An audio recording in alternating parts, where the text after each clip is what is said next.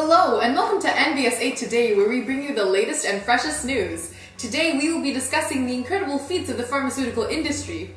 Now think, do you ever just want to slip that bottle of Xanax on the counter before work because those minor headaches are just not worth it? Well, of course you do. Am I right, Darlene? Yeah, I mean, who gives a about those threatening side effects that don't even fit on a description label? To me, side effects are just minor suggestions regarding our intake. There's only an 8 out of 10 chance that our body will resort to projectile vomiting and severe diarrhea? Heaven forbid we suffer a freaking headache! Exactly, Darlene. We need to be equipped to work to our fullest potential, even though those innocent little white pills could be eating away at our kidneys while we bag those urgent groceries. Yeah, like who needs kidneys? Just look at Selena Gomez. It's not like they extract dangerous waste from our blood and prevent us from having involuntary seizures. Well said. And speaking of work, how many of us have those wild little kids at home, huh? Great! How on earth are you supposed to keep those untamed beasts in check without a few methadones and maybe some Ritalin for the kiddos? Just look at the success story for the Napier family. In a recent interview with Pauline Napier, mother of Ben Napier, who was diagnosed with ADHD, Napier explained that before Ritalin, her child would, quote, forget to hand in his homework, even though it was in his bag, and have trouble understanding instructions. What a horrible condition! I mean, what 12-year-old kid forgets his homework? Well, Napier wouldn't be troubled for much longer. After Pauline Napier took him to a local physician, Ben Napier was immediately taken care of with several courses of prescription Ritalin. Yes, and Napier was not the only one. It was reported that even toddlers are on Ritalin. In 2014, over 10,000 of these little guys have been cured of tantrums and naughtiness. A great side note, Marlene. Now back to Ben Napier's story. It was recently found that after 5 years on the drug, Ben Napier has become more successful in school. He even lost a little weight and now needs emotional support every night when the drug wears off. So do it for the children. Right, Marlene? Yes, for the children. No child left behind, right? We're back here with more information on just how drug companies stay alive to make America great again. Let's turn it over to Charlene with more information on how politicians keep pharmaceutical companies happy. Thank you, Marlene. This just in, pharmaceutical companies are spending a grand total of $21.3 million on federal elections, a whopping 407% more than in 1990. Now, if that isn't progress, Marlene, I don't know what is. Absolutely, Charlene. Now that political representatives and medical industries are working together, we can establish this nation on a firm basis of cooperation. Indeed, Marlene. In fact, breaking tonight, several sources are finding that pharmaceutical companies spend far more than any other industry to influence politicians. Just look at Mitch McConnell. 9 out of 10 members of the House of Representatives and 97 US senators who are funded by the so-called Big Pharma. By doing so, drug industries can now alter the cost of drugs and change medical guidelines. It already seems as though Big Pharma is extending his fatherly hand to guide this nation forward. Yes, thank you, Marlene. You see, that's exactly what it is. Now, with the help of politicians, it was reported that the American Medical Association just blocked a guideline that required doctors to get training on the risks of opioids. The Medical Association regarded it as a burden on physicians. I mean, what doctor would want to waste his time trying to understand how to prescribe opioids?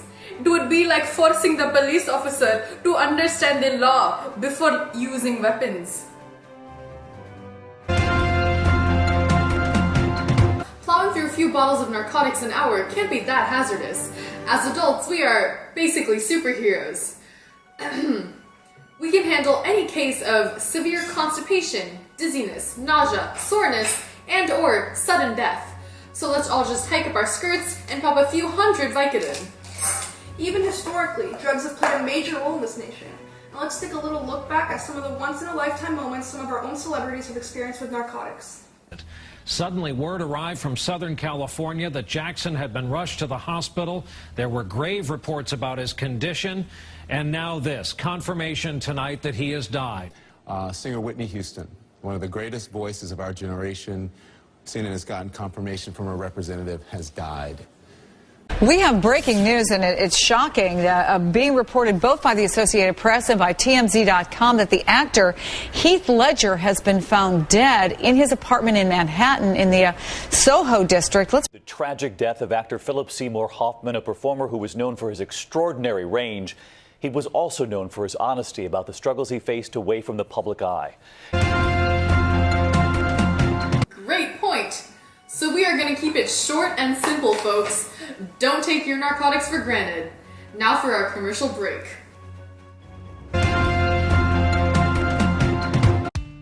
Help control cravings and lose weight with Contrave. It's FDA approved to help adults who are overweight or struggle with obesity lose weight and keep it off. Contrave is believed to work on 2 areas of the brain, your hunger center I'm so hungry. and your reward system, Ice cream. French fries. to help control cravings. One ingredient in Contrave may increase suicidal thoughts or actions in some children, teens, and young adults in the first few months. Serious side effects are mood changes like depression and mania, seizures, increased blood pressure or heart rate, liver damage, glaucoma, allergic reactions, and hypoglycemia. May cause nausea, constipation, headache, and vomiting. Reduce hunger, help control cravings with Contrave. Hello, I'm Carlene, bringing you fresh and new opinions on alternative medicine in the U.S. Let's turn it over to Dr. Y for more information on this so-called alternative medicine, which personally sounds kind of ridiculous. Actually, alternative medicine has proven to be quite helpful. You see, it allows people to take control of own health. According to Encyclopedia of Science, patients can now safely self-administer own treatment without doctors. That's kind of crazy. It means self-administer. What does that even mean? Sounds like they're trying to sugarcoat the fact that people can now control their own health.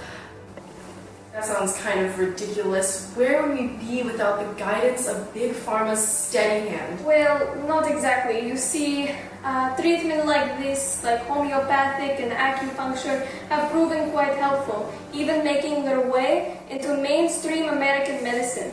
They are non-invasive and do not have any known side effects. They say these medicines are non-invasive, but I don't want some acupuncturist just poking around with some needles. I mean, what kind of crazy voodoo is that? And I know for a fact that these pharmaceutical companies have deemed these alternatives unnecessary, anyways, discouraging public funding for research on alternative medicine. If they can't be branded and sold for billions, why should we even consider them? First of all, acupuncture is hardly invasive. Okay, we're gonna stop it here. Thank you for your time, Dr. Yugoslavia, yes. Yes. Thank you. Thanks for tuning in to NBS 8 Today. This is Darlene and Marlene signing off. I don't feel so good. Oh, what's wrong? Liver problems, breathing problems, vomiting, sudden death.